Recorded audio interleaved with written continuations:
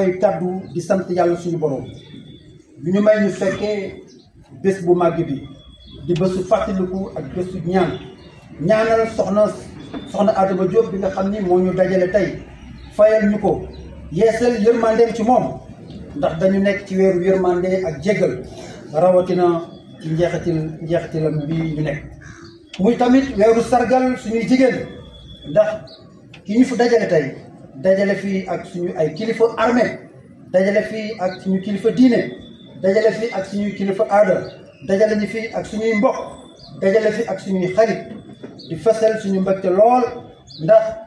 sama ñeent fukki at ci carrière militaire mosuma gis lu nu mel cette symbiose entre l'armée et sa nation. Vous venez de mettre le doigt sur le concept armée-nation. kon ci turu Ousratou soxna Adama Diop maa ngi sant di gërëm toute la famille militaire avec les forces de défense et de sécurité. Tous ces grands anciens qui sont venus de très loin malgré leur charge extrêmement nombreuse pour concélébrer avec nous cette grande dame de valeur. di ko teg ci loxo rek général Alioune Samba suñu ancien suñu doyen bu ma ko tegee ci moom dina ko teg ci mbuurum axlu militaire bi nga xam ni teew nañu fi. di rafetlu tamit teewaayu kilifa yi nga xam ni ñoom ñoo fi nekk cité naa sànq le chef d'état-major particulier de monsieur le président de la République le vice-amiral Omar Wade cité naa fi le général de division Maguette Ndiaye sous-chef d'état-major général des armées cité naa fi le général de brigade aérienne El Hadji Niang chef d'état-major de l'armée de l'air cité naa fi le contre-amiral Abdou Sène chef d'état-major de la marine nationale cité naa fi l'intendant général Ibrahima Ndiaye qui est le directeur général de l'agence de logement des forces armées cité naa fi ki nga xam ni mooy capitaine de vaisseau Ibrahima Sow nga xam ni moom la chef d'état-major des armées yabal pour mu ñëw teewal ko fii mënuma cité ñëpp ñi ma cité wul ngeen jéggal ma mais xam ngeen ni bu ma neree cité ñëpp kon duñ fi jógee tey kon ma booy leen yéen ñëpp rek teg ko ci loxo général Samba mu santal ma leen teg ci tamit samay mbokk yi fi teew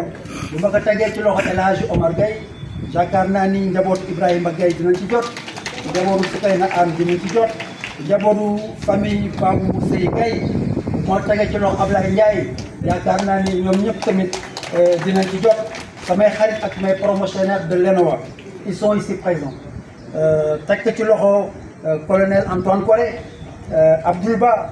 mes amis et promotionnaires du lycée Abdoulaye Sadji bu ma neexee ma teg ko ci loxo général Latif Camara qui est un adjoint comme moi mu jàllale ko famille soxna Adama Diop teg ko ci loxo tante Awa wala tax Awa Gassama tamit mu jàllale ko du ma mën a wax lu bari ci tante Adama lu ma wax ci livre bi lu tuuti la kenn ku nekk ci ñun ci usra bi mën nga bind un livre sur tante Adama dans des thématiques très différentes mais dafa nekk nag loo xam ni daanaka ban dundam xajul ci livre waaw xaj c'est une académie c'est une vie xajul ci benn livre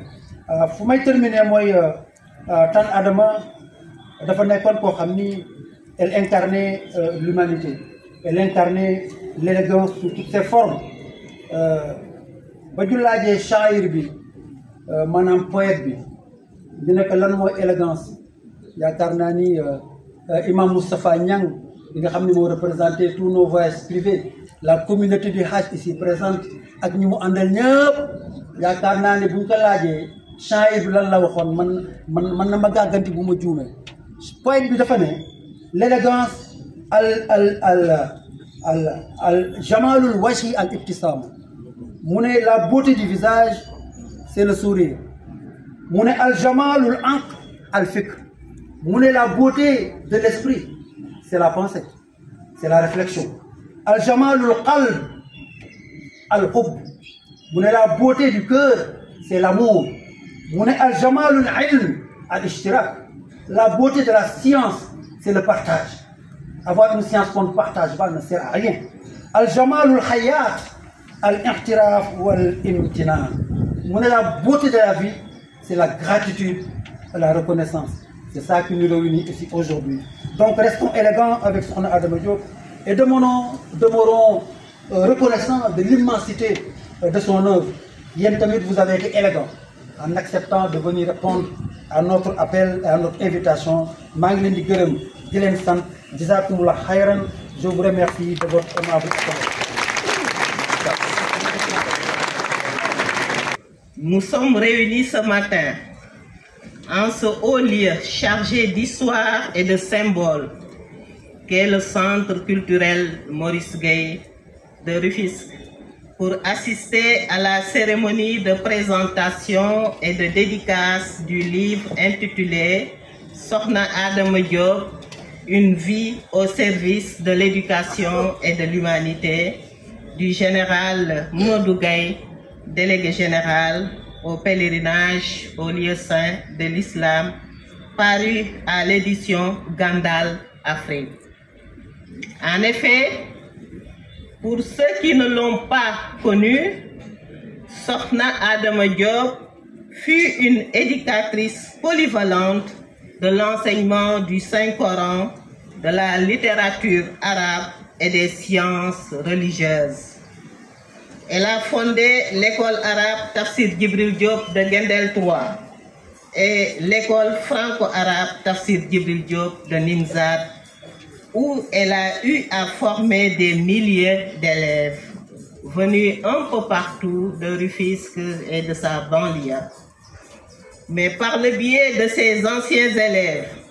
qui se sont distingués plus tard dans le métier de l'enseignement, vous m'excusez de la répétition, son enseignement a fait tache d'huile un peu partout au Sénégal et dans le monde. Et pourtant, Sokhna Adama Diop n'a vécu que 55 ans. Mais elle a eu à participer activement au rayonnement de l'éducation arabo-islamique à Rufisque et dans sa banlieue, car elle avait une maîtrise parfaite de son métier qu'elle exerçait passionnément avec pédagogie, bienveillance et générosité. Parmi ses apprenants figuraient des personnes de tout âge, de tout sexe et de toute catégorie sociale. Sur le plan du développement social, Sokhna Adama a eu à appuyer de nombreuses femmes à la formation au métier de transformation de céréales et de fruits et légumes, d'alphabétisation en langue nationale, de micro-jardinage, de gestion et d'entrepreneuriat féminin, pour leur permettre d'être autonomes et pouvoir entreprendre des activités génératrices de revenus afin de participer aux besoins de leur famille. Mesdames, Messieurs, distingués invités, c'est donc dans l'environnement scolaire de Tafsir Djibril Diop de Gendel que nous avons eu le privilège de connaître notre Mbokdara, notre Magoudara, le général Mamadou Gueye, qui fut un élève brillant, studieux, correct et courtois. C'est pourquoi nous sommes persuadés que Sokhna Adama Diop, là où elle est, elle ne serait pas surprise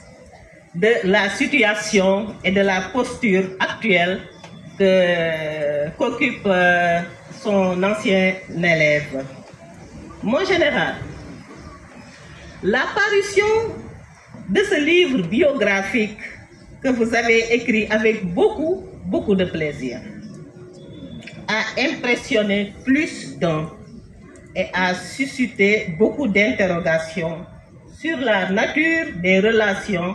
entre Sokhna Adama Diop et vous-même. C'est le lieu de le féliciter. De féliciter le général Mamadou Gueye, de vous remercier vivement et de prier pour vous au nom de la famille, des proches, parents, amis, alliés de Sokhna Adama Diop.